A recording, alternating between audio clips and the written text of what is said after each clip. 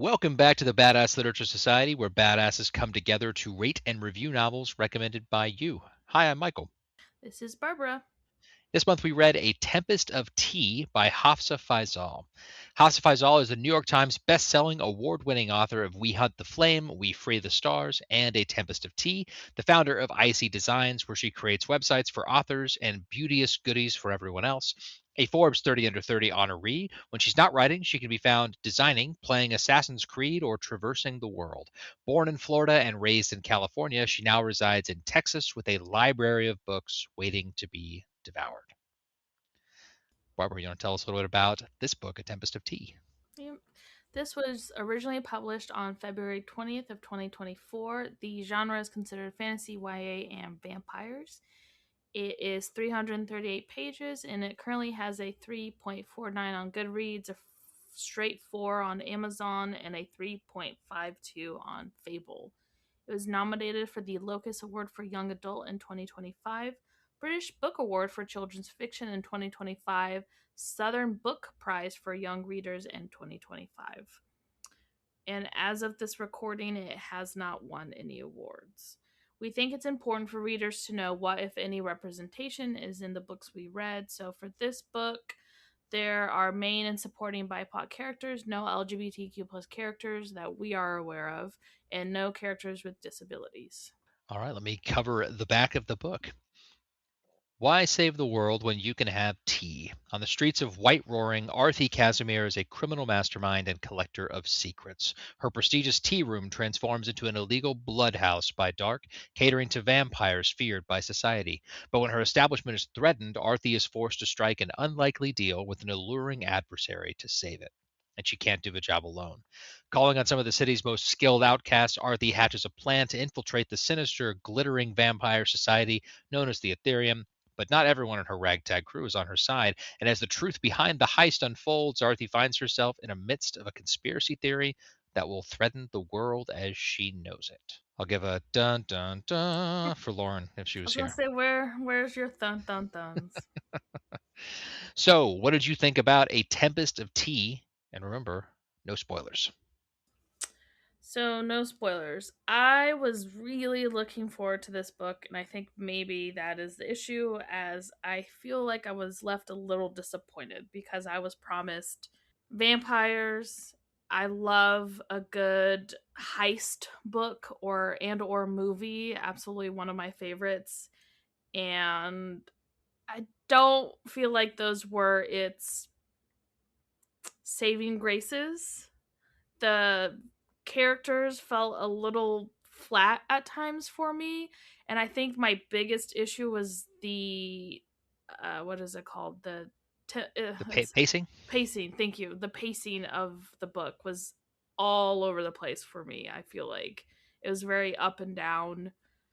I felt like, so I don't know. I still enjoyed it, and I'm very curious about the next, because I believe it's a duology. So I'm curious to know more. Like, what I really did enjoy were the setting. I loved this world that she created. It was very intriguing, and I personally wanted to learn more about it. And I feel like we didn't get, like, we got enough, but I definitely would have been happy with just like lore dump. I'm not gonna lie, it's one of those moments where I would have been like, please give me more. Like, I would love to hear more about this world that we have, like how these vampires are coexisting and all this stuff. And yeah. So there we go. What did I think about it? I guess that. So I feel like it's kind of funny. I feel like I had a little bit of an opposite experience to Barbara in the sense that I came into this with little to no expectation, having not read any of the author's other books. For me, this was something. It was picked, and I read the synopsis. It was a book we got from our Fairy Loot subscription. Shout Mm-hmm. out Fairy Loot.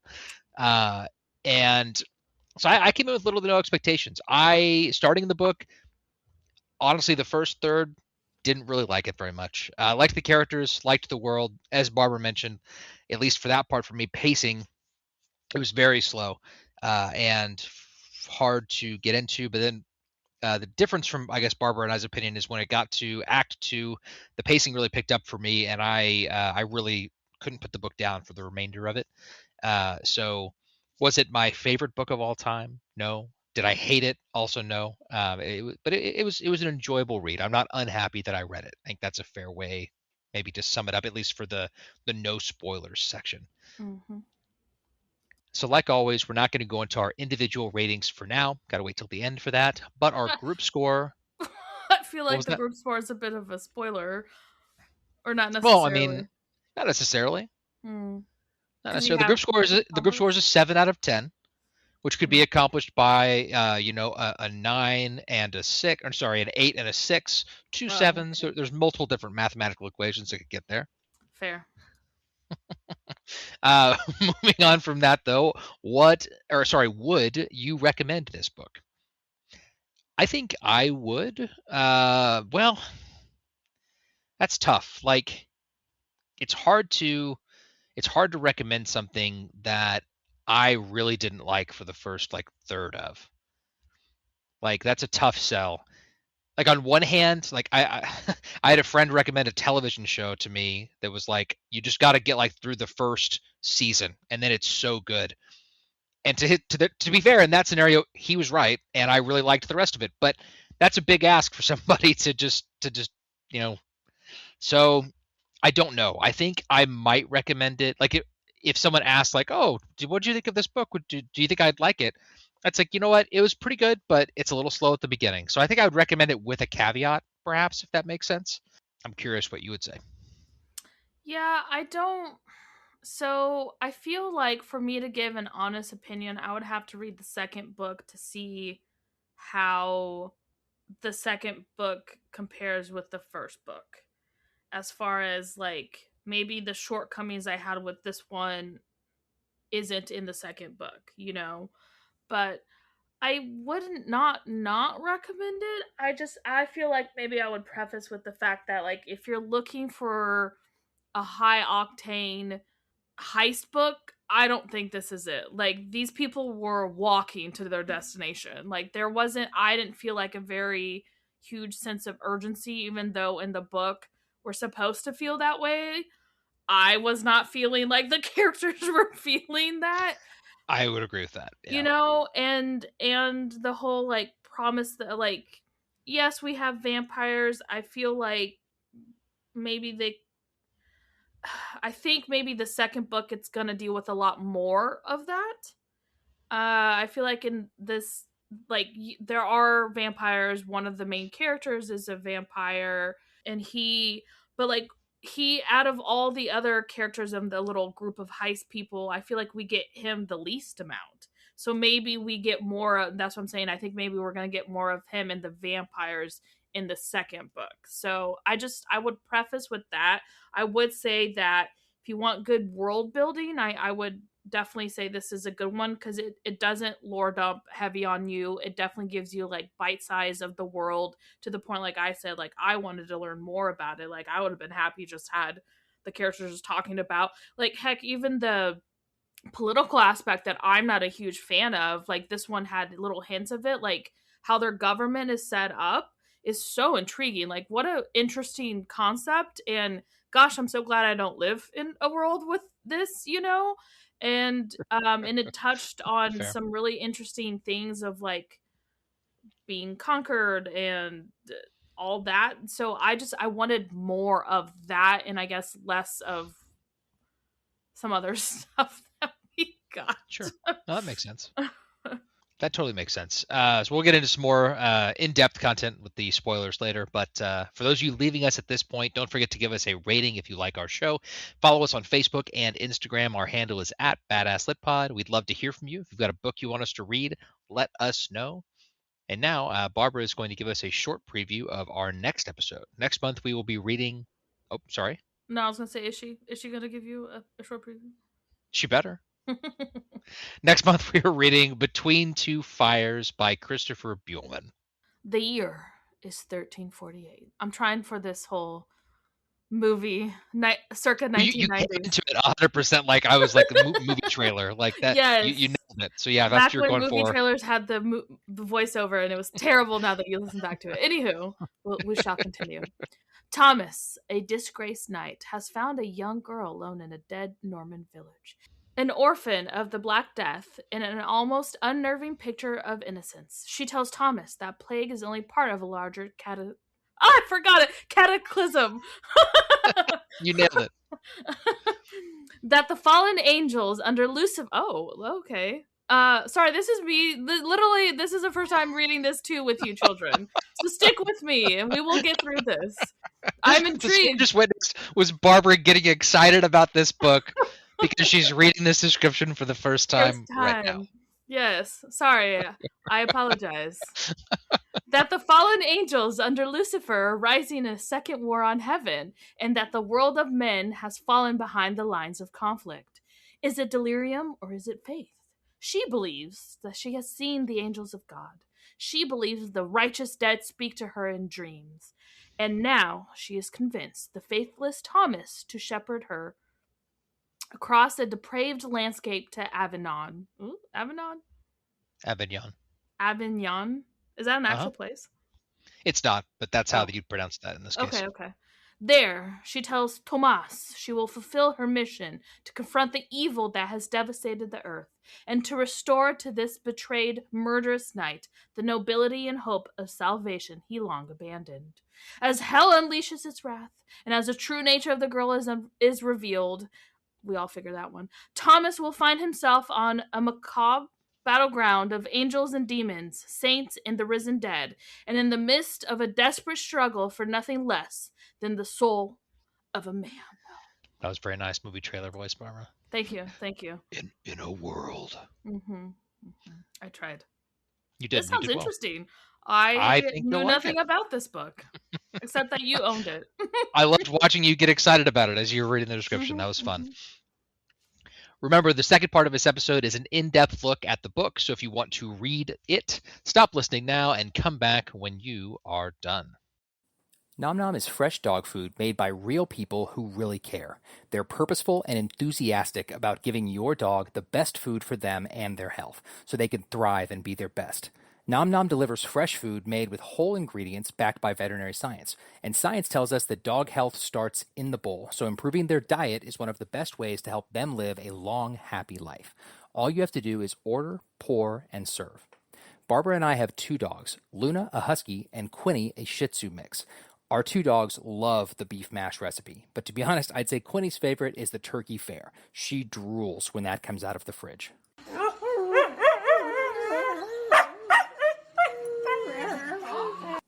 Yes, I know, Luna. I'm going to tell them about that right now. Luna is an extremely picky eater and always has been. She usually takes forever to warm up to new food, but not with Nom Nom. She dove in immediately. Both dogs seemed to have more energy, and Luna's stools were no longer soft. Your dog's health starts in the gut. A better diet means softer coats, more energy, better breath, and smaller, more consistent stools. Your dog can't tell you if they're healthy, but you can tell when their health improves. It's the easiest way to take the guesswork out of feeding your dog the best. Nom Nom meals are pre-portioned for your dog's exact caloric needs. Board-certified vet nutritionists are kind of a big deal, and Nom Nom has 2 on staff that work extensively to ensure everything gets sent out is the very best for your dog's livelihood. So how does Nom Nom work? You tell them about your pup, age, breed, weight, allergies, and protein preferences. Then they tailor a specific amount of individually packaged Nom Nom meals and send them straight to you. Store the meals in the freezer or fridge until it's mealtime. They'll give you specific instructions on how to transition your dog from foods like kibble to always fresh Nom Nom for best results. Watch your dog clean their dishes, dance for dinner, and overall thrive. Ready to make the switch to fresh? Order Nom Nom today. Go to a link in the description of this episode and then use our referral code BADASSLIT. That's BADASSLIT and get 50% off your first order plus free shipping. Plus, Nom Nom comes with a money-back guarantee. If your dog's tail isn't wagging within 30 days, Nom Nom will refund your first order. No fillers, no nonsense, just Nom Nom. Now, for those of you sticking around for the spoilers, here we go. So we'll start off the second half like we always start off the second half and give our nominees for the Badass Character Award. Barbara, who is your nominee? Oh, this is a toughie. I I think I might go with Jin or Flick on this one, and I'm not sure which one I want to pick. I'm leaning towards. Ugh, man, I don't know. I don't know which one I want to pick. Is one of yours any of those two? My pick should not influence your pick. It will influence because I'll just make it easy. My pick is one of those two. Yes.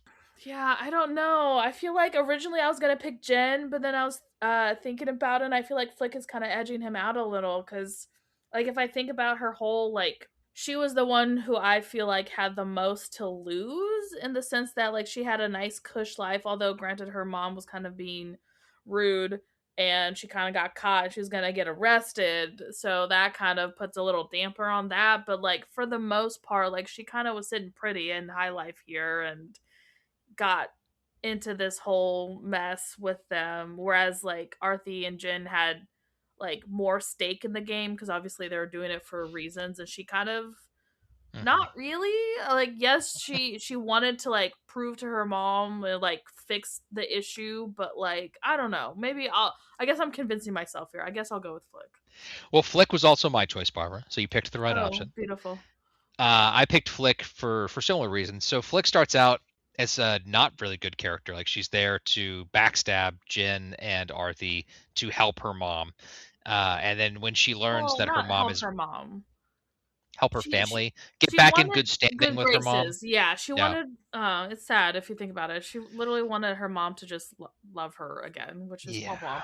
But when she learns that her mom is part of the problem, it takes it from my mind. It takes a lot of courage to stand up and do what you think is the right thing, knowing that you are in some ways betraying your family, and you are going to lose a lot of the things that you would have had. So that is why I, in the end, picked her. So makes sense. I also really liked her character. Yeah. So that helped too. But. So Flick, aka Felicity, you are the winner of the Badass Character Award. Speaking of characters, let's talk about a few of them before we get into our discussion questions.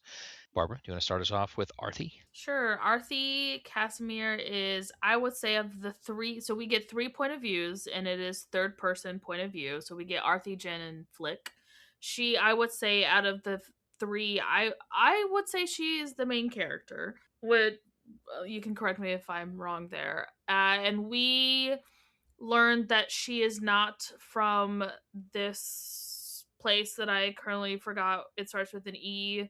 Athereum. I don't remember either. It's something like that. I'm not sure if I'm pronouncing that correctly because clearly I just pronounce things in my head. So obviously when you say it out loud, it's probably completely and utterly wrong because I'm the only one who doesn't listen to the books.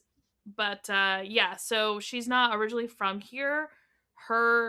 The country that she is from got taken over by these people, and she traveled here as a young child, and she kind of built herself up to be kind of this badass, like, who people respect because begrudgingly, because of a few reasons. A, she does not conform to the natural what I would say this, because obviously this is all in a fantasy world, but she doesn't wear a dress. Like, she's always wearing like what would be considered boy clothes or men's clothes. You know, she wears trousers and a little cap and a vest and all this stuff. She also, another reason is she also, it kind of reminded me like the Sword in the Stone. Like, this country had this like, ooh, no one can remove this gun from this place, and her and Jin literally watched them lie to their people, and they actually knew how to take it out, and they bugged the system, and she took it out. It's like,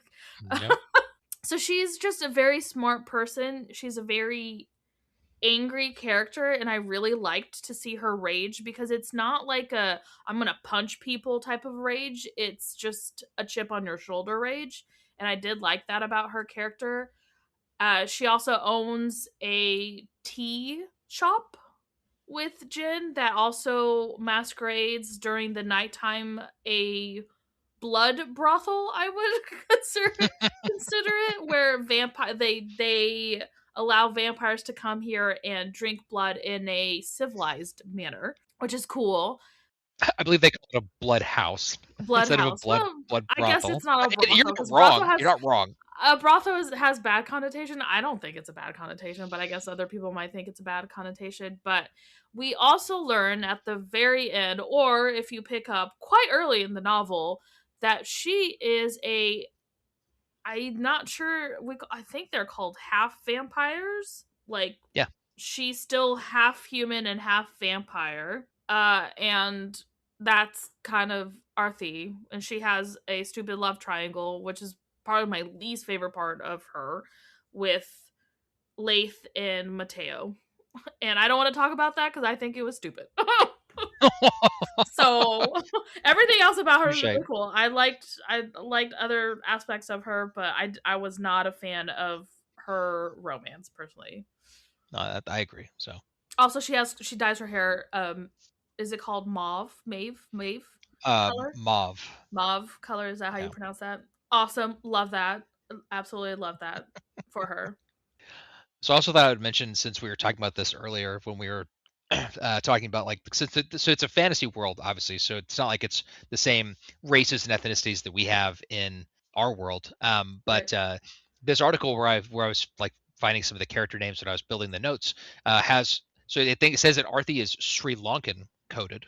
Oh, okay. Which is, the author is apparently of Sri Lankan heritage, so that kind of makes sense. Right. Jen, who I'm about to talk about, is just Asian coded, so it's Right. not specific as to where Right. he was I from. figured he was as well. Felicity or Flick, black coded, and then Laith was Middle Eastern coded. So it pretty much aligned with almost exactly what you thought. What I thought, yeah. Okay, Yeah. cool. Anyway, our next character to talk about is Jin Casimir. Jin is Arthie's adoptive brother and right-hand man. He owns or co-owns the Spindrift, the prestigious tea room / illicit bloodhouse. He is kind of the brains of the operation, I think you might say. I would say not brains. I would say he's a tinker. What would you call those people? I mean, I would say a tinkerer is like an intelligence thing. So I guess that I still think that. Yeah, but she's the one who comes up with the plans. He's the one who like the tea house was her idea, but he is the one who literally mapped it out so where they can hide everything, because like he did like the engineering. Yeah, he's like an engineer. If we had engineers in whatever, like, this kind of reminds me of like a steampunk Victorian age like time, right? Like, so I would say he's the brains behind the bloodhouse's designs. Correct. Would that be accurate? Yes. Okay. And his character is kind of the balance. So Barbara mentioned that Arthie has this rage and vengeance, and I think that Jen is kind of the flip side of the coin, where he's very flirtatious and charismatic, and but he also still has a terrifying reputation too, because of, well, what he's capable of. Yeah. He's a badass, absolutely a badass, and his association with Arthie. Their found family, I really enjoyed their relationship. Like, same. They found each other, I think, in one of their greatest times of need type thing, and the way that they just unconditional love for each other regardless. I really enjoyed their relationship as a found family trope. Really like that. Yeah, me too. You want to talk about Flick / Felicity? So Felicity is her real name, her mother given name, but she gave herself the name Flick to kind of, I feel like, fit in when she started doing illicit things. So she is the adopted daughter of Lady Linden, who is we'll talk about her later, but she's just of higher society, a wealthy person. She's like who a owns noble. a company. Yeah. And Flick kind of was just going through life until she discovered that she is really good at forging things. And then she decided to kind of have a forging business on the side. And when we meet her, she had just gotten caught, and her mom put her on house arrest, and she was technically going to get arrested until Arthie and Jen grabbed her for their heist, because they needed, obviously, her forging skills, and she's supposed to be like really good at this. So she's really great at that. I would say they paid off the authorities, right? Like to say that she was in jail when she was actually with them. Correct. Yeah. So, like, one thing I forgot to mention, Arthie and Jen have this tea house because they're a collector of secrets. They literally have, like, everywhere, like, ears, nose, everything to the ground type thing, and they collect people's secrets, and then they blackmail people to do what they want to do. It's essentially, like, how their business is run. So that's why they kind of have their hands in everything, because they can do that. So, yeah. But Flick is, when we first meet her, kind of wanting, she only does the heist or agrees to it because she wants to be in her mom's good graces, because she had like these wonderful memories of her mom actually like paying attention to her and all this stuff, and then that kind of dropped. And the reason I believe she said she started doing the forgery business is just because she craved something to do, because she was kind of like left alone type thing. And I really liked, I feel like of all the characters, I think she had the most growth that we saw as far as like that. And she is definitely your, it's not, what is the word, like she's not a, like she doesn't need rescuing, but like she definitely starts out very sheltered, that's the word, very Yeah. sheltered. And then I feel like her eyes just get opened up to like this whole brand new world, and she discovers more about who she is as a person, and she has a big old crush on Jin, and he does as well. So that's their connection, is their love interest there. And I did enjoy their back and forth and their romance a little more. So yes, that is her. I liked Flick a lot. Hmm. Probably my favorite character, I think, if you made it pick. It'd be her or Jen. Hmm. Yeah. Ironically, I was also struggling when we were Yeah. doing the character who gets the award between the two of them. Yeah, they were definitely my two favorites. Let's see. Next is Laith, Syad. Laith is I really liked Laith also. He was a cool character too. Laith is a member of the Ram's Horned Guard. The Ram is like the ruling political figure in their world. So he would be like, if we're just going to like America, he's like a member of the Secret Service. But he's a member of her Horned Guard, like the specialized guard, who approaches Arthie for a strange alliance. So Arthie and Jen are on this heist to save their tea house.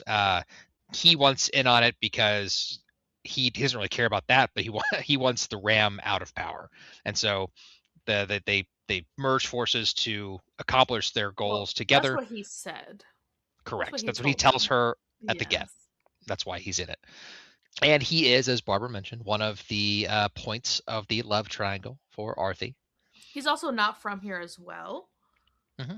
He's from a country that previously weren't allowed to like travel outside of their country, I believe. And then we don't know why, but that changed. And then him and his sister came to like bargain with the political ruling people at the time. Like they're all like animals, which was very interesting, and no one knows who they are.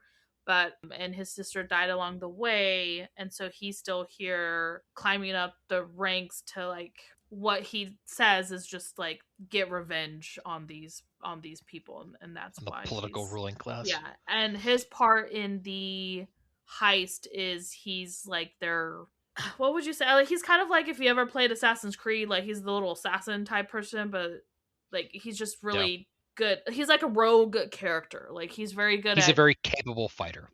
Well, no, he's actually not that good of a fighter.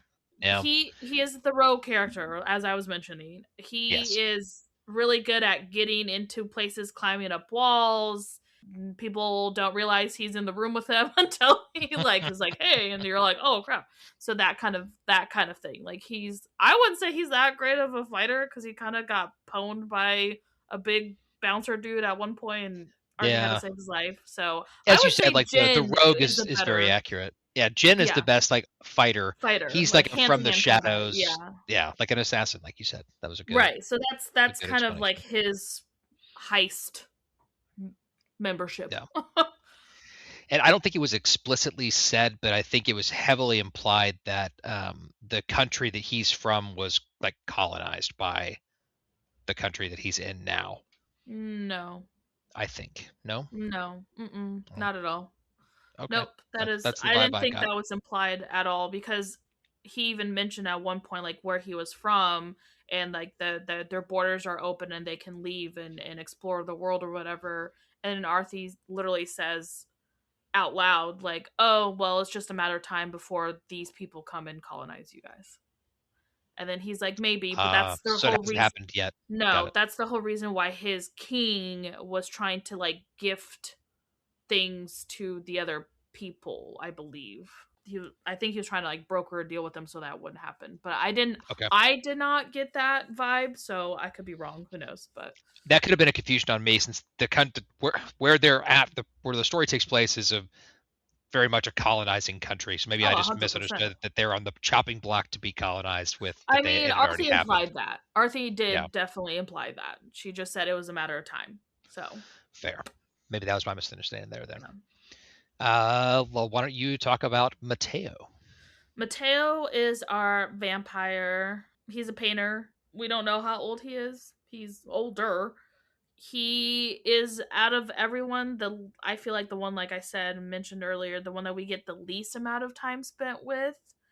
We don't obviously get his point of view, and the reason he gets involved is because obviously they originally thought he had like, it's like a little gold, like a ticket, like the old, you have a golden ticket to get into the Athereum, and it should be easy because we can just like take your little ticket and go in. But come to find out that he actually got kicked out of the Arthurium, so he can't really help him there. But he's kind of the one that tells them the details of how the Athereum is built, essentially. So they have like a map to this and to plan their heist. And that's kind of it. Like, and we don't really know too much about him. I have a feeling we're going to learn much more about him. I've got my theories about him, but he is our other vampire, and he's got a relationship with the person that they're trying to steal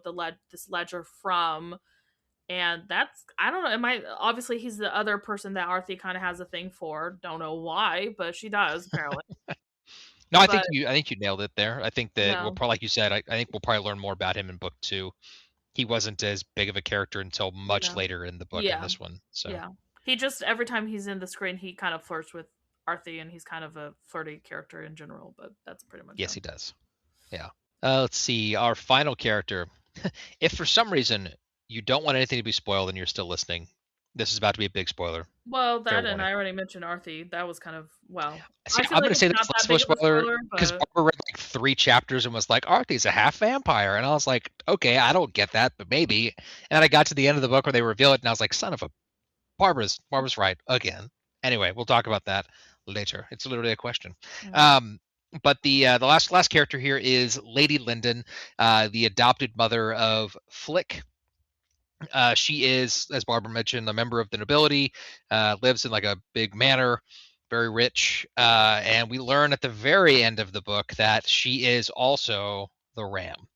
So she is the current political leader. Like Barbara mentioned, their system is set up where no one knows the identity of the leader. They wear a mask when they're in power, and so she wears the mask of the Ram. You don't learn that she is the Ram until the very end, when Flick only notices because she's close enough that she can see through the mask holes, and she immediately recognizes her mother's eyes, or her adopted mother's eyes, I guess. But I think she will be a really interesting antagonist in book 2. Obviously, she is the antagonist in book 1, but it's just, since she's not exposed until the very end, and she's obviously not dead, I think she'll be a much larger looming right. presence in the second book than she was in this Like, one. she's obviously the big bad, but it's kind of like hidden in the shadows big bad. Like, we don't get, like, we just get why she's a terrible person. Yeah. But we don't, like, know too much about her, like, why she's doing the things that she is doing.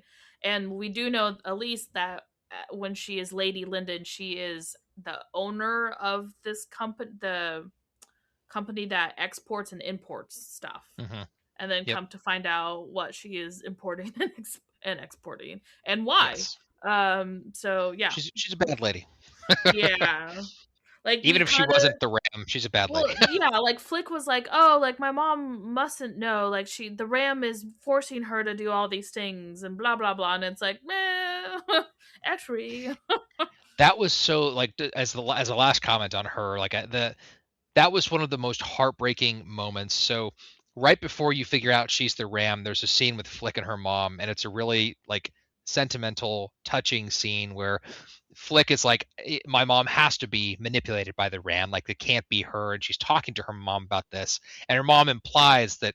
No, she doesn't imply. She straight up lies and says, yeah, "Yeah, I did it for our family. Didn't do anything else. Like it's blah blah blah." I'm trying to fix this. Yeah, And it's like, and you get for like this moment where you feel like, oh, like maybe it's not, maybe her mom's not this awful human, and then to get like the other boot slammed down to learn that she is the ram was just, yeah. oh, I'm very crushing. curious to see how Flix and the Ram, Lady Linden, whatever you want to call her, relationship is going to be in the second book. Like, Hmm. that's one of like very like, did she ever actually care for Flick? Why did she like, I'm Yeah, very curious to hear about that.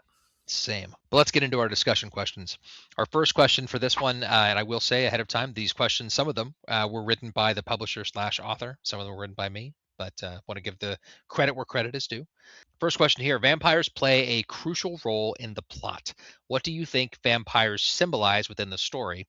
Discuss how their treatment and the characters' attitudes toward them reflect broader societal issues. What do they symbolize? I feel like they symbolize a lot of things. They're definitely considered, I would say, second rate citizens because they do not trust vampires, it seems like, in this world.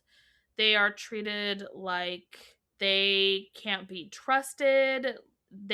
Vampires are disappearing and it doesn't really seem like the government is doing too much about it. We are literally told that the ram, like, previously the previous head of the government seemed to like not necessarily be like, oh yay vampires, but like they weren't so like discriminatory against them, but like the ram is like coming very hard on them, and it seems like, well, now we learned what she was doing with them, but like obviously that's hidden, but like from what we could tell, like she did not seem to care for them and was not going out of her way to try to find these vampires that were missing. They definitely were kind of shunned, I feel like, as far as their treatment and character. I mean, I feel like that's pretty much. And how does that reflect broader societal issues? I mean, it's pretty much, it's interesting because like not only, so we have these vampires who are considered like second rate, and then on top of that there's still racism in the sense that like Arthie mentions that people judge her for her skin tone because she's not like alabaster skinned like most of the people here in this country or whatever. And the reason why she dyed her hair the color that she did was because that's the first thing they notice instead of her skin tone. So it's I feel like the societal issue with the whole vampires is kind of like the whole discriminatory and being racist on top of the racism as well. So I think it's kind of a play on that of like anyone who doesn't look like you is considered second rate citizens is kind of how I saw that. Yeah, I agree with a lot of what you said there. And I'm curious what you're going to say about what I'm about to say. But I think that in this story, vampires symbolized immigrants or foreigners. I think that we they talk about like how like the previous administration was like more pro vampire, pro immigrant. They welcomed them in. They figured out ways for for everybody to live together and create this big happy culture. And then the new administration is anti-vampire, anti-immigrant. The way that they're treated and they're discriminated against, and we find out that Lady Linden is literally like selling them like slaves. So for well, I guess Who is she's she selling kidnapping them them. to, Michael? Isn't she using? She's using them for She's military not, purposes. yes, she's not selling Yeah. them to anyone like slaves. She is Sorry, literally taking them, making them hecka hungry in a little creepy box type thing, and then using them as soldiers because as soon as she leashes them out in these other countries that she's trying to like take over, they're on a frenzy. They literally go and kill everything. I think my only maybe misunderstanding there was she only using them for her country, or was she selling them like an arms dealer to other No, I countries believe she just was for only her? using it for her, like for Okay. them, her own Okay. people. Yeah, because they're colonizers. Yeah. So that's what I got. I thought that the vampires in this story symbolized immigrants or foreigners, or in the case of, we're talking about colonizers, maybe even like indigenous people. Obviously, as I think Barbara hit the nail on the head with their treatment and the characters' attitudes toward them. It's a lot of racism, both with non-vampires and vampires. So that's kind of where I landed on that. Mm. Let's see. Next question. The novel features strong female characters like Arthie and Flick, who defy gender norms and societal expectations. Discuss how Hafsah Faizal challenges traditional gender roles through her characters. What does this suggest about the theme of female empowerment? You've also forgot to mention the Ram, because even if she was a baddie, she was also a baddie. She's also she's a female in power. Yeah, is Yeah, I that what you mean, mean? literally, Yeah, like in yeah, multiple ways. Like she owns her own company, which is a big deal. I feel like in this time and age for this place. yeah. And then No, that's a good point. she literally did a coup, killed the old previous person in power, and was like, "Hey, like once again, not saying she's a good character, but like that's still a woman who did all that." She's a badass in her own story. Yeah, exactly. Yeah, no, you're absolutely right. Like, so this question mentions Arthie and Flick, but technically, Lady Lendon / the Ram is absolutely a female character who is defying gender norms and societal expectations. Faux show.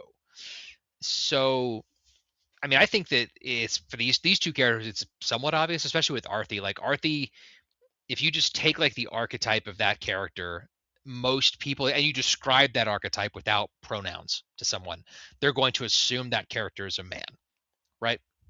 And so having that be flipped on its head and be Arthie and be this female character, it's a freaking badass, was really cool. I think that she did. It's fun when books challenge these gender stereotypes and gender norms and societal expectations and flip them on their head. I really like that. I love when an author does that.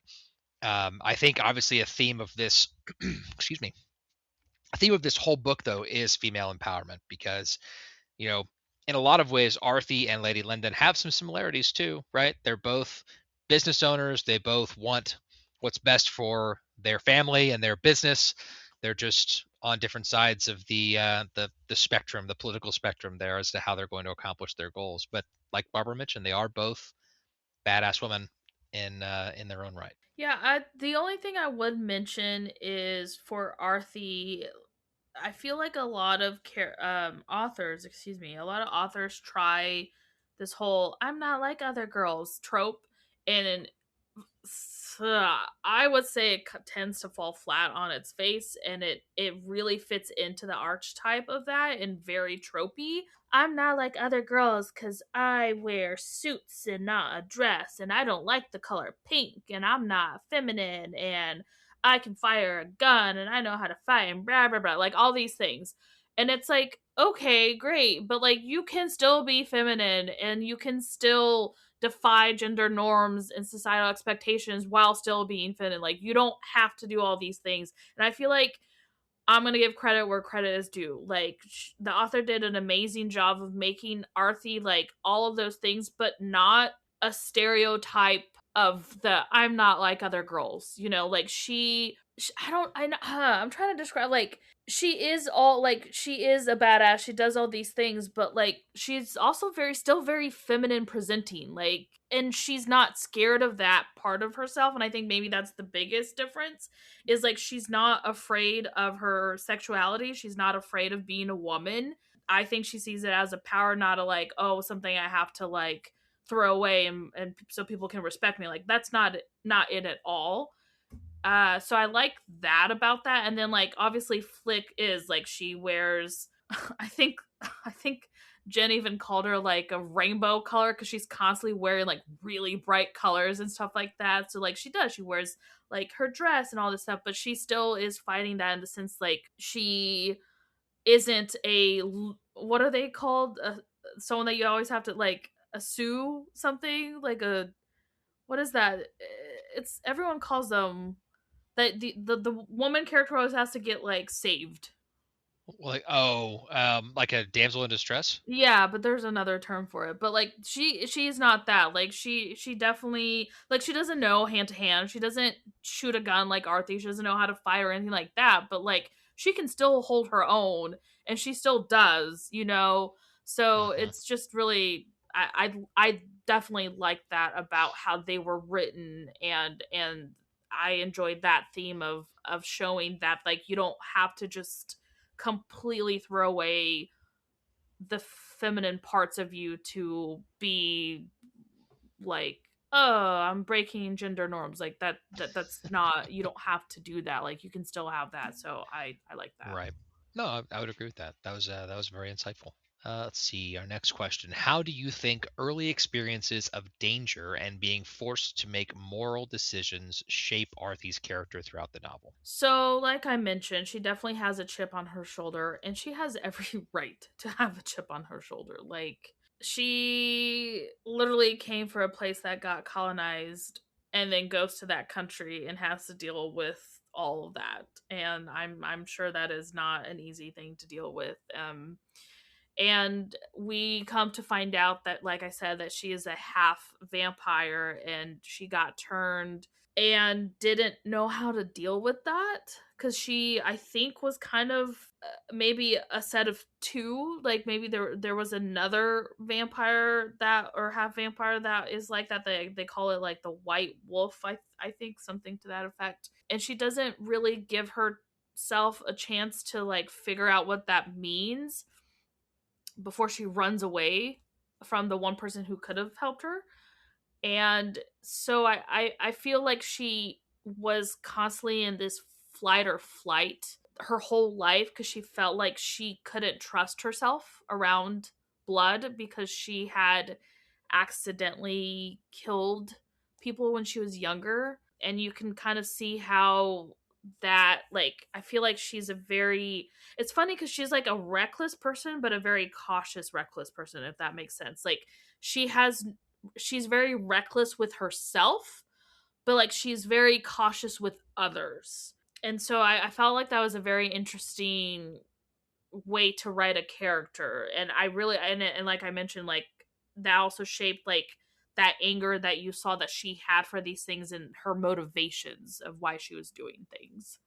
So I think you really hit the nail on the head with that. There's a timeline out there where Arthie's life when she's younger wasn't as hard, and she didn't get turned into a half vampire, and because of that, she's a totally different person. But Well, I mean, she got turned to half vampire because she was sick. That had right, nothing to do with she was, being it just so happened she got turned and then they colonized literally and then that they, same second. yeah. But for the rest of that, I don't have a lot to add beyond what you said. I think you answered that very eloquently. I'll be curious to know if we're gonna meet the person who turned her, like that vampire. You know, I like think that would be very will interesting we see them again, or is it just kind of one of those like they turned her and because they weren't then name dropped, right? They were just, no, she just said it yeah, was like a medicine man in her village that her yeah, mom brought her to and then left her to help while they were dealing with being colonized type thing.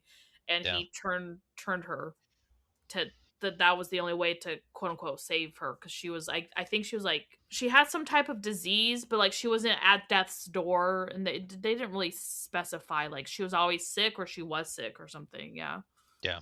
Yeah, you're right. They didn't. Maybe we'll get more of that in book two. More of not just like who her maker was, but like Right. the more of her origin story a little Right. bit. Let's see. Our next question: discuss how Hafsah Faizal portrays the theme of resistance. Is it more evident in the physical acts of defiance, or does it also manifest in subtler forms of rebellion? I think that.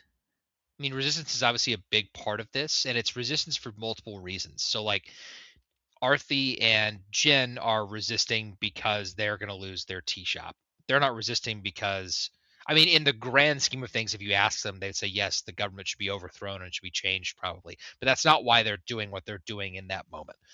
And so there are big physical acts of defiance, but I think also just like what Jen and Arthie are doing with the bloodhouse, like the secret bloodhouse at night, is a more subtle act of rebellion. Like, if we go back to, or if I go back and reference what I mentioned, that I think that the vampires symbolized immigrants or foreigners, I think that, by still running this bloodhouse, they're saying we still support this group of people. No matter what the government says, we're going to keep doing this because it's the right thing to do. And so, I mean, I think, yeah, the author balanced that well, like between the large physical defiance that was like this massive heist that happened, and then the political fallout, and just the subtle rebellion of, like, whether it was them running the bloodhouse or Flick, doing her forgeries and having that more subtle rebellion against her mother that became a bigger thing later on. But I think that's how I'd answer that. Oh yeah, I would agree. I think it's both. I think it's evident in both, like the defiance of them trying to steal this ledger to take down the ram, or at least have like some power to negotiate with the ram, and also the little acts of defiance of them owning the blood house, them, because that's clearly illegal because they keep trying to catch them on it, like them helping these vampires to feed safely. Flicks, like Michael mentioned, all of that. And also, I think another act of a subtle rebellion, I would say, would also just be the Arthurium in and itself, because Penn, the owner and creative person the person who created this whole society for vampires, I felt like was a way for him to fight against this government that was saying like, oh, like vampires are just reckless and evil and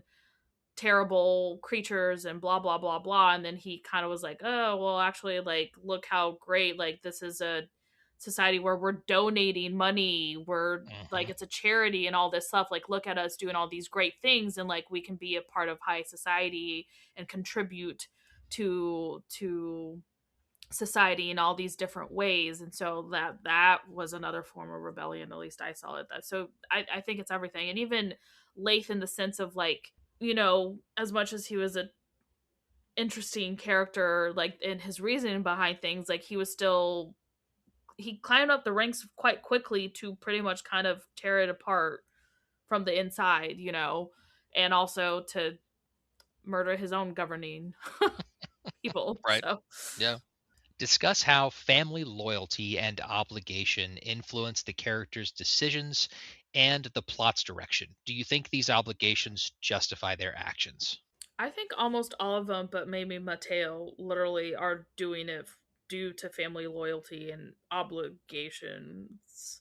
In the sense that, like, obviously Arthie and Jen are committed to each other and their tea house, and that's the whole reason why they're doing this whole crazy heist is to save their tea house, and that one place they consider their home that they built together. Arthie's also, I think, and then they have sub reasons. Like, Arthie's obviously doing this to get back at this government that colonized her people, her country, who killed her parents.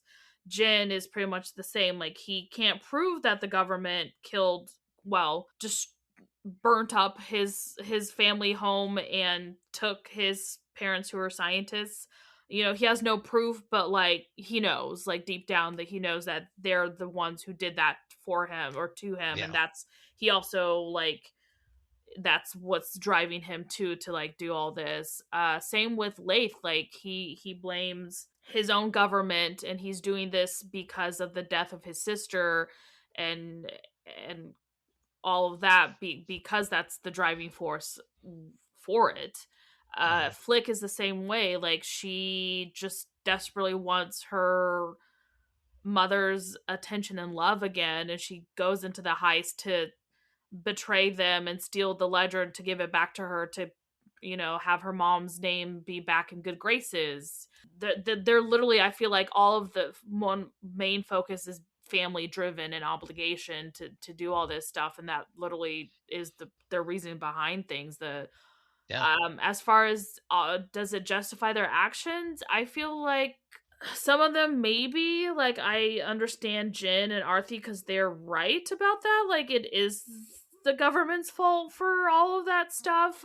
I don't agree with Lath. I 100% agree with Arthie when she threw all that at his face and saying, like, you're the problem.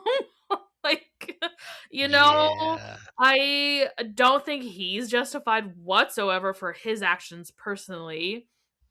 And Flick, I mean, I get it. I understand why she didn't end up doing that. She didn't end up betraying them, like, but the whole reason behind it, like, who doesn't want the love of their parents, you know? Who doesn't want any of that? So I understand like why she was doing that. Like, was she justified? Like, I mean, she didn't technically know Arthie and Jen really that well beforehand. I still don't think that's a great reason to backstab someone, you know? Like, maybe find a different way to go about it. But No. I understand why she wanted to do that. And then there's Mateo. Just he's this there. Yeah, like, I don't really know his reasonings. Maybe we'll figure that out in book 2. So again, I think Barbara really got a lot of this. The only thing I would have added is Jen is obviously like against the government because of what they did to his family. Then you get that little inkling or that little tidbit at the end is like maybe his parents are alive and in captivity, being forced to do stuff for the government, which is crazy. So so I many think that times was in the this book there was implication, I feel like, yeah that they literally got removed to do stuff for what the, like, do its science projects for the government. right. There were so many moments in this book where something would be revealed, and it made me think of like that TikTok trend where it's like, if you say the government wouldn't do that, yes, they would. And it's like, yeah, oh my god. Mhm. But I think that like Barbara mentioned, I think Arthie and Jen had just reason to justify their actions. God, Flick's story was so heartbreaking. Was she justified in thinking to betray them? Probably not. But like Barbara said, like I can see why she was doing it.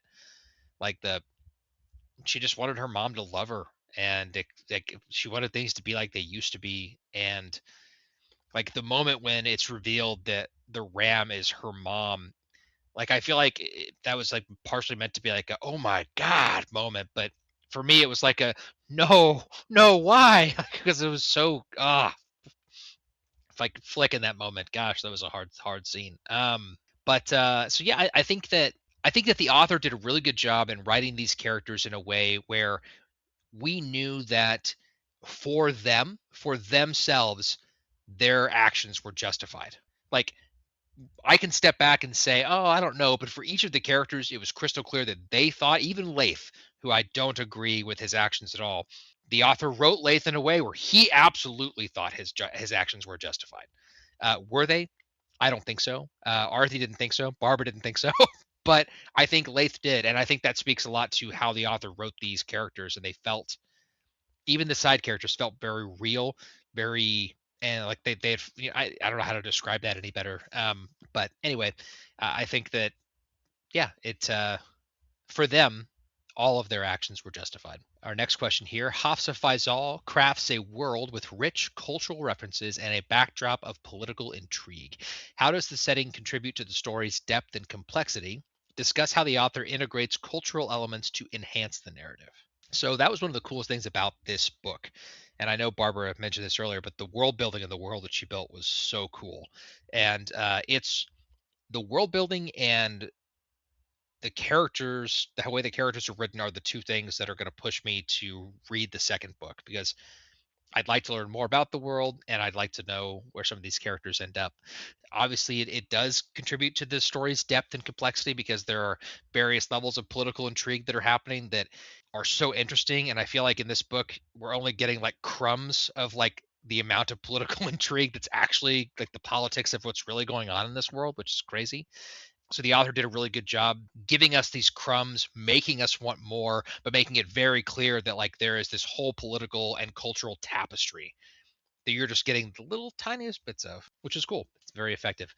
As far as the cultural elements, I thought that was also really interesting. Obviously, some of these characters and their customs were directly influenced by our world's cultural elements, and I think that that absolutely can enhance the narrative. I think that even if they were influenced by real world cultures, I think the author did a really good job at making each of the characters' cultural backgrounds significant and really well thought out. And I really appreciate that in a book like this.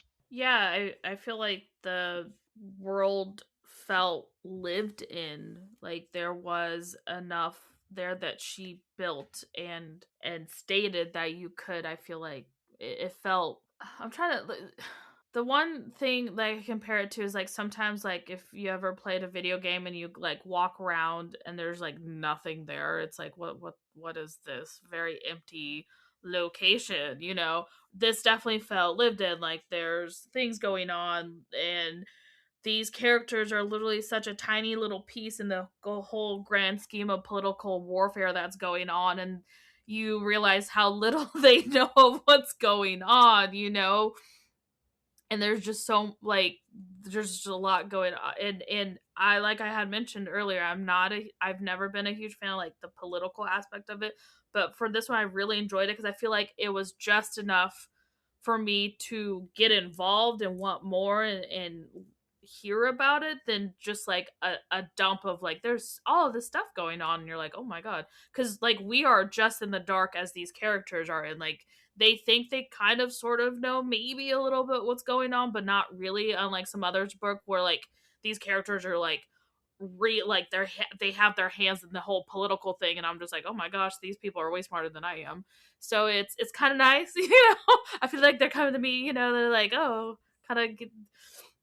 So I thought that was really cool. I feel like that really did bring the story to life in a sense, because like you can see all these things happening, and you can see it how it happens in our world too, and how it's like she referenced these stuff of like these things actually happening, and how it's going about it. I want to like, they touched base on their governing system, and it kind of like they even say like no one knows how they like, do we vote for these, like no one's voting for these, is it like other people that are voting, like it's literally like the secret society that governing these people, and no one seems to really care except for certain people. It's like, how do Right. you not Yeah. care? You know? And it's crazy because even they mentioned, they're like, well, no one really knows how they're getting in power, and we're just kind of letting them, like this is crazy sauce. The implication was that it was like a shadow group of like the Yes, richest people in yeah, town that were exactly, picking yeah, one among them to be, right. yeah, So it's just crazy. like I really enjoyed how she built this world, and like I would be very curious to know about like these other countries, because I looked it up. The book obviously has a map, and is called it. So I don't know if I'm pronouncing it correctly, but is it Atenia? Atenia Mhm. is where they're currently living in, but like there's maps of the other countries that they mentioned, so I would be very curious, like are we going to visit these countries? That would That would be be cool. cool to see, like is Atania pretty much just going for world domination, you know, like are there other political people kind of getting involved? Yeah. So yeah, I really enjoyed, and how she also took elements of our world and sprinkled it into where you could, so it's not like, oh, there's orcs and elves flying around, like, you know, they actually it is a fantasy world, but it's kind of based on ours, so it's easier to grasp sometimes, I think. Yeah. Is it crazy to say that I would read a novella from Lady Lyndon's perspective just to learn more about like the backroom political machinations of No, this that would be society? very intriguing. Like very Yeah. intriguing. Like it would be interesting to see if we get in the second book like her point of view. Like sometimes maybe we don't, just cuz you don't, the author doesn't want us to know like the Oh, I reasoning didn't think about behind, that. you know? Yeah. Or like would have been a spoiler because you would have known. Well, Maybe you would be able to pick up obviously. who she was. But I Yeah. mean, you could like, you know, some authors do like the killer's point of view and you still don't know who the killer is. True. Yeah, we've read books like that. Yeah. Let's see. Our next question here is several characters, including Lady Lyndon, exhibit morally ambiguous behavior. Discuss how these characters are utilized to explore gray areas of morality and human nature. Does the ambiguity make the characters more realistic and relatable? Yeah, literally everyone. I don't think there is one that maybe doesn't toe the line of morally gray, is maybe Flick, because she's, I feel like, super innocent, you know, and she's like dipping her toe in the non-innocence in as far as like she is technically forging, which is illegal in their society and she shouldn't be doing that. But like out of everyone, I think maybe she's the one who gets passed. Everyone else is Yeah. definitely, you know, morally ambiguous characters, and like everyone thinks they're justified doing all this, because like if you think about it, like yes, Arthie and Jen opened up this tea house or this blood bank thing for the vampires, but they also have the tea house and the blood bank, and they're still using the secrets to blackmail people, so Right. it's like, oh, that's not exactly like hero-esque, No. Yeah. characters that you still root for them, but like they're definitely not like, oh my gosh, they're literally like the person who owns the building, how they got this building was by like They uh, extorted that guy, didn't they? extorted, well, Yeah. not even him, but like the actual building itself, like it used to be a museum, so they went over there, stole a That's bunch of rich people's items and put it in the museum, and like, oh, the museum stole. It's like, what? And then yeah, they were extorting the actual owner of the building. So it's who like, they were like paying rent to. Yeah. right, quote unquote. Yeah. So it's like, Quote yeah, they're unquote.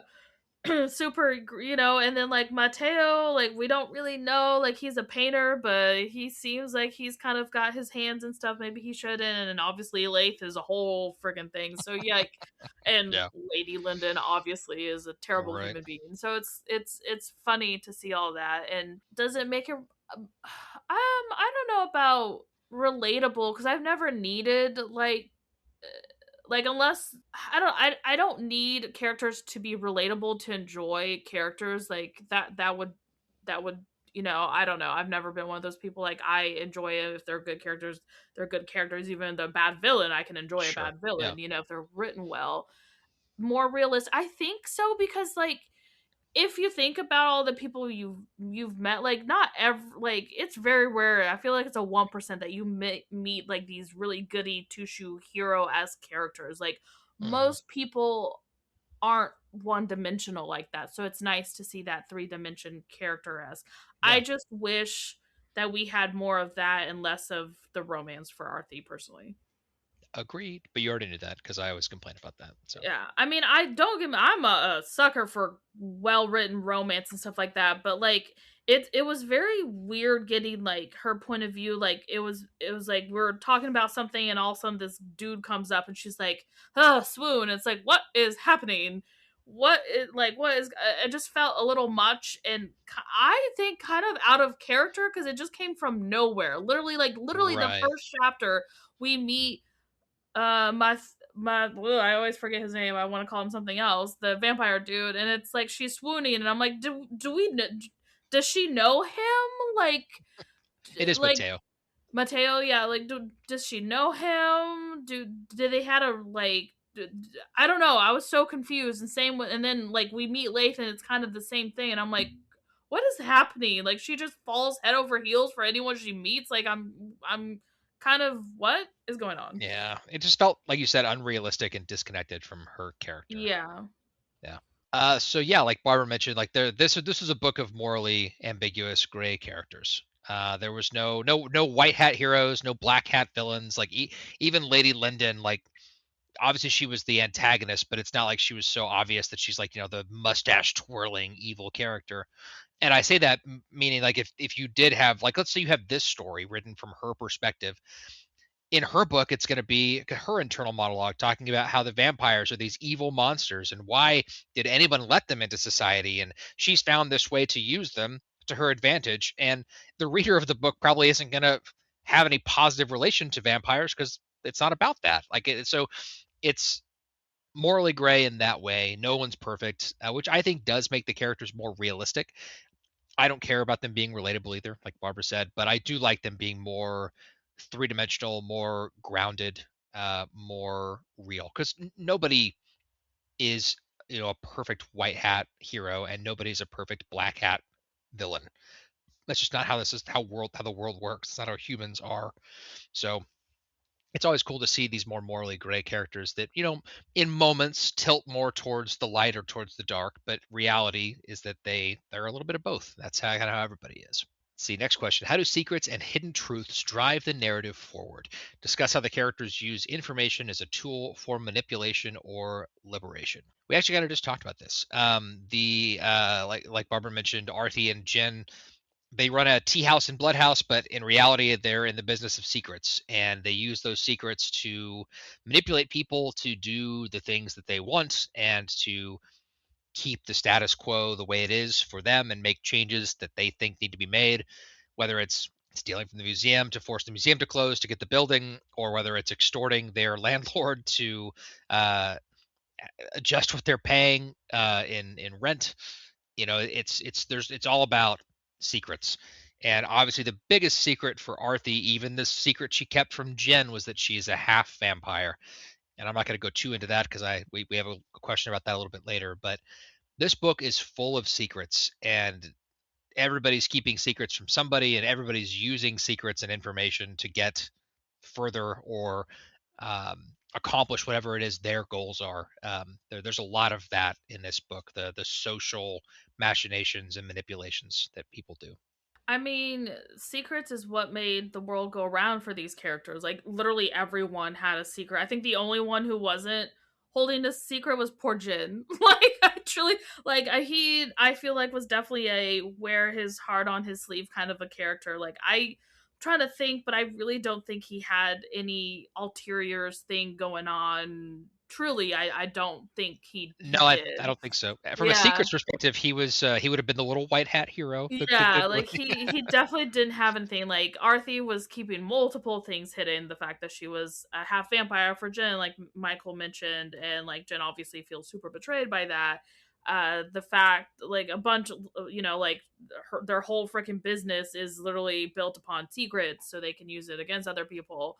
Uh, Maybe Mateo. We don't, like I said, we don't really know too much about him. I think he's got a big secret that he's keeping. I personally think, but we don't know anything. So Flick obviously was going to betray them for her own, to like, like literally. And then Leif, the biggest, I think, between Arthie and him, like he had a huge secret.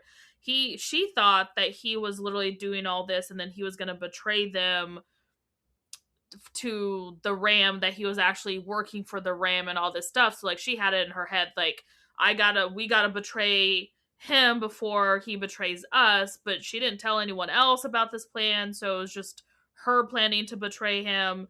Like Jin didn't even know. Poor Flick was like confused. It was kind of really funny because how I have to mention this, how Arthie betrayed Lath was, like she kind of was like, oh, oopsie daisy, no one saw me when I stole this ledger, and I actually stole the real one and he had the fake one.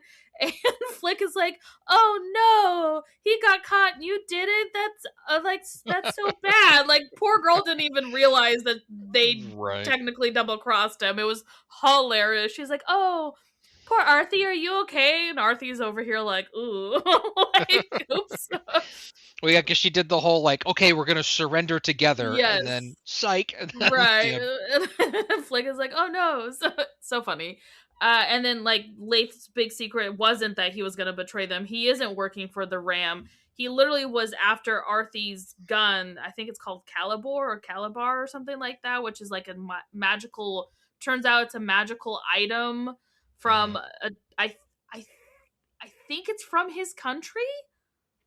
that's definitely what it was hinted at. I don't think we ever got like definitive I want to say confirmation. it's from, because like Penn mentioned that like it actually came from, like I think they're from the same country if I'm not mistaken, and Mhm. like him and his mom brought all these items over here. I don't know, it was kind of confusing, but like there are these magical items, and Lath was supposed to steal this item back for his king or his ruler. I think, I don't know if he's called a king, but whatever. But he actually wants the gun to go and kill his ruler because he thought it would be poetic to kill him using the item that he wants. Interesting, Lath. But Yeah, like he was full of secrets and like everything he was doing wasn't real at all.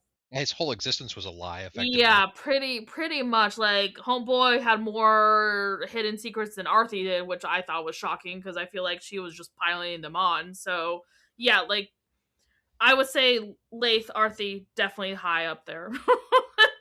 And Yeah, that's what drove them. absolutely.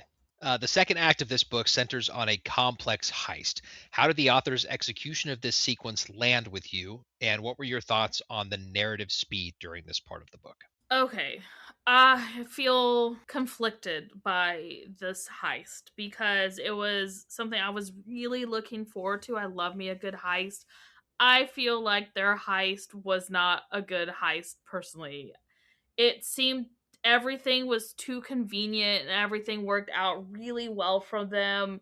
There wasn't really like issues, and that's not even a problem of the heist. Like you can do a good like I just feel like everything about the heist I think didn't wasn't I don't think was executed that well. I don't think it landed because it was like, okay, we're going to go here and plan this and then we're going to do this, and it was just like it seemed like it was half concocted and not really a great plan, and it was all like up to like 90% luck, and it just so happened that it worked well for them. I don't know. I just feel like I love a good well planned heist, and as someone who enjoys that, I feel like this one wasn't that well written. I don't know. I'm trying to pinpoint like why. I don't think it was complex. Like I really like it felt very childish at times, like their little go plan, and it's like I don't know. Does that make sense? I'm not sure.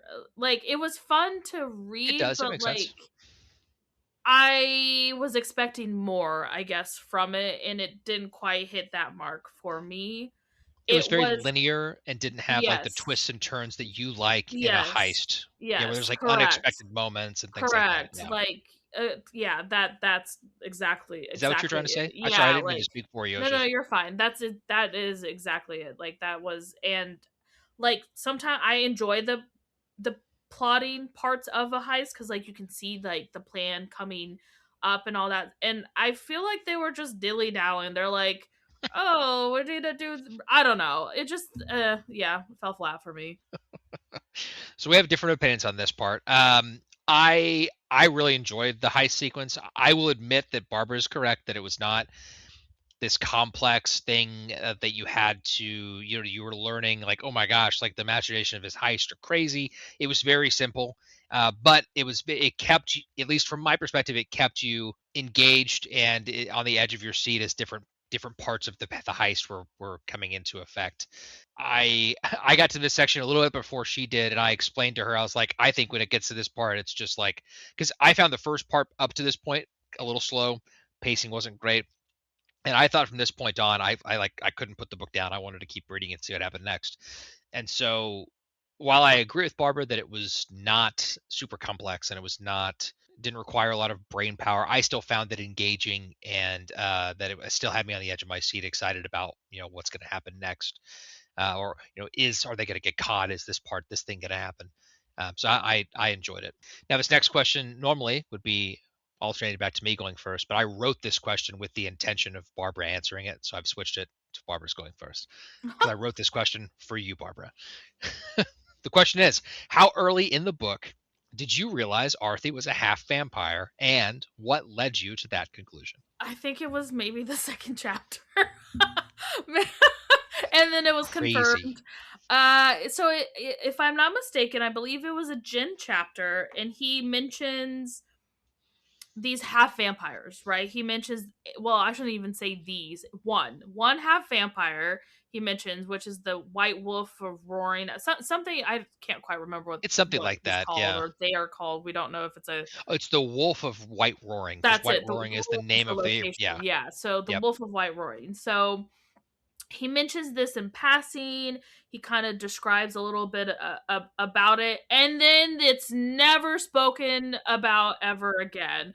Like these half vampires are never mentioned. No other character brings it up. Not even Vampire Boy brings it up. Like nothing of this gets brought up, right? And I'm just like, okay, that is a very sus thing to just randomly drop here and not get mentioned ever again. So I was like, $10, her ass is this. She's probably a half vampire. I don't know what a half vampire was because they didn't really describe that until literally when we found out it was confirmed that she was a half vampire.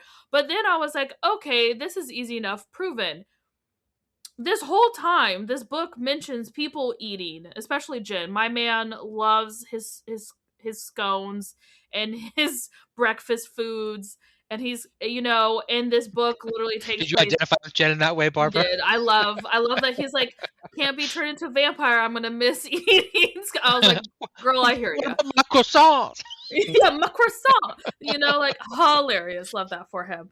So like we get all these characters talking about food, or obviously tea. Like tea is plays such a big role in kind of sort of like half in this book, you know, about it. And like it was like the fourth chapter, and what's his face is offering them. Like it's just, I noticed every time these characters were drinking or eating, Arthie never partook. She never drank anything. She never ate anything. And I was like, what a weird habit.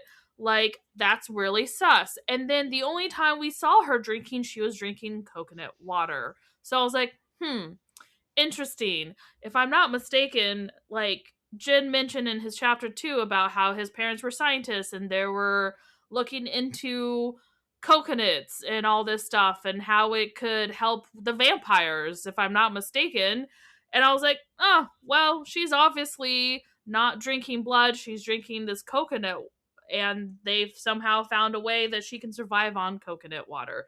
So I was like, okay, definitely she is. And come to find out, that is exactly what happened. So that's how I pieced that together. That was my thought process. How did Michael piece this together, Barbara? Barbara mentioned her prediction to me, and I started thinking about it. We are very different in this regard. So Barbara got to that chapter, and this half vampire was mentioned one time, and she's like, "I'm gonna remember this." Catalogs it for later. I read that mentioned one time, never brought up again. My brain's like, okay, that must not be important information, so it just kicked it out to the side. And so until she mentioned that her prediction was this, I did not put two and two together, and probably would not have known she was a half vampire until the reveal that she was at the I end kind of of the feel bad book. because I feel like I ruined the reveal for you. You didn't ruin the reveal for me. Mm. You made me look at the book from a different light, which I'm not complaining about that at all. So you did notice her not touching anything, right? And just drinking her little coconut water. I did She was, after like, very you mentioned desperate. your She's prediction. like, just one more. It's my last little bit that I Yes. have. And I was like, okay, there's no reason, unless you're an alcoholic or like there's a reason why you're so desperate for this. Like, Right. you know, Right. yeah. So no, I don't think you took anything away from me there. I think I still really enjoyed it. So last question. What did you think of the ending, and do you plan to read the sequel? So Barbara can attest to this, because right after I finished the book, I was like, ah, and I was mad about the ending, not because I didn't like it, but because it's a major cliffhanger where you're left with so many unanswered questions, and in a very critical moment. Like, the final chapter of the book is literally the only chapter from the perspective of the Wolf of White Roaring. You don't know if Arthie's going to live or die. I mean, obviously, it would be weird if there's a sequel and the opening chapter is like Arthie's funeral. It could happen, I guess, but it's not very likely, I don't think. But still, huge cliffhanger with lots of unanswered questions. So I have a love-hate relationship with that, because on one hand, I want to know what happened and I want to read the book. And so the author, congratulations, Hafsah Faizal, you've made me want to buy the second book in the series. But also frustrated because just too many big unanswered questions, in my opinion. So love-hate relationship with that. Will I read the sequel? I think I already answered that question.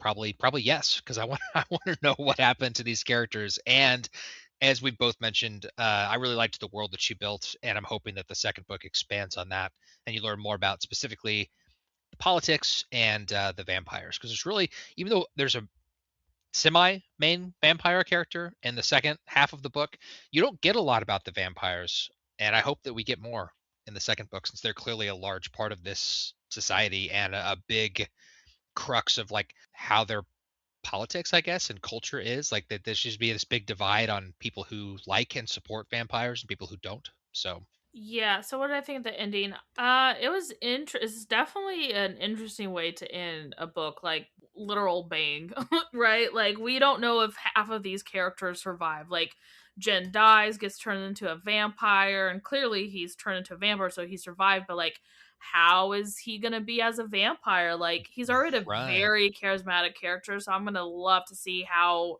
because like vampires tend to be charismatic in like every lore that I've read type thing. So I'm very curious to know how that's gonna be, or how he's gonna deal with that whole situation of being a vampire, you know. Yeah. Like Michael mentioned, we don't, I mean, obviously Arthie is surviving, but like, how is she surviving? Because she literally got shot by the one weapon that can kill Anything. vampires, anything. Yeah. So like, I'm assuming maybe like her human, I don't know, we have to see how she's going to survive this, because clearly she does, you know. So I'll be very curious to know how that happens for her, who the white wolf is. I think it's Mateo. I think he's also a half vampire. I think it was huge hints dropped about that, the little that we got of him, so I'll be curious to see that.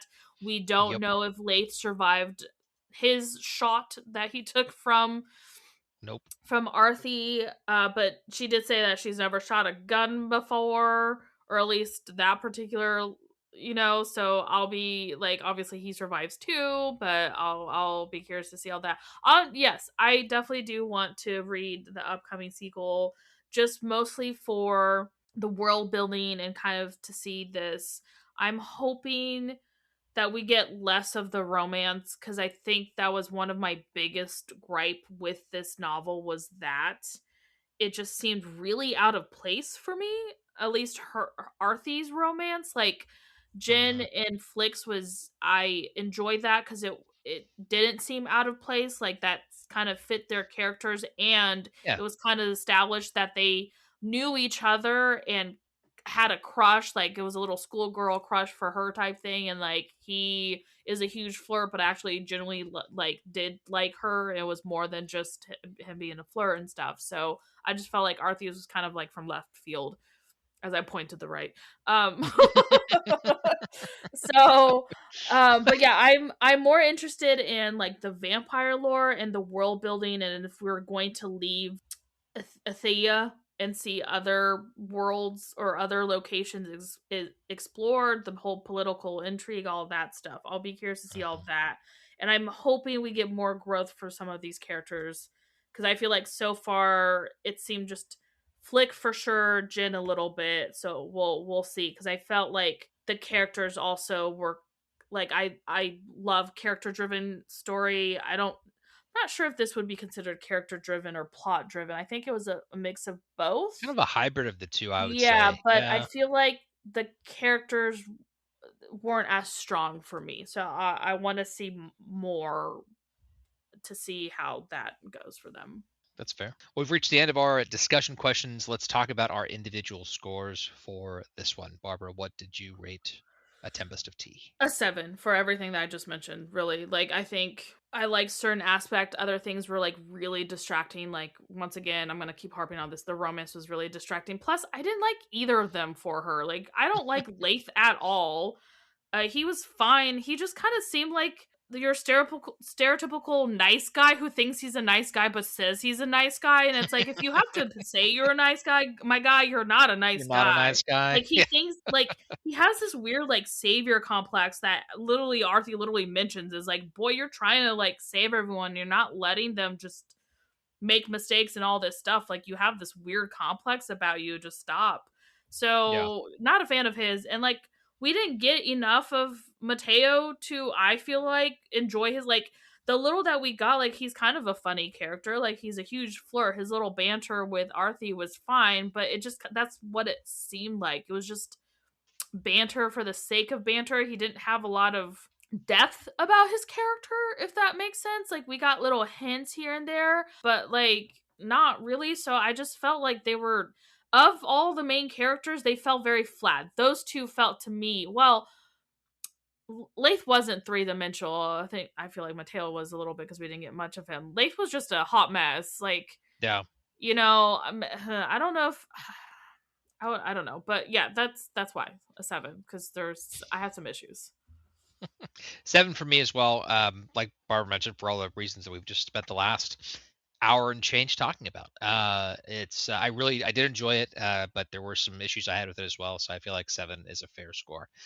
Also, as Barbara mentioned at the very beginning, pretty easy to calculate this math. Our group score is a 7 out of 10 as well. Make sure you're following Badass Literature for free in your favorite podcast app. Give us a rating and leave us a review if they allow you to. Also, don't forget to follow us on social media. Our handle is at BadassLitPod on both Instagram, Facebook, and Goodreads. Have feedback about today's episode, you can contact us by writing to badassliteraturesociety@gmail.com. You can also send us a DM or leave a comment on any of our social media handles that Michael just told you. And with that, we'll wrap up this episode. Thank you so much for listening. I'm Michael. I'm Barbara. See you next time. Bye. Go drink your coconut water. You're a vampire. Put some drops of blood in it.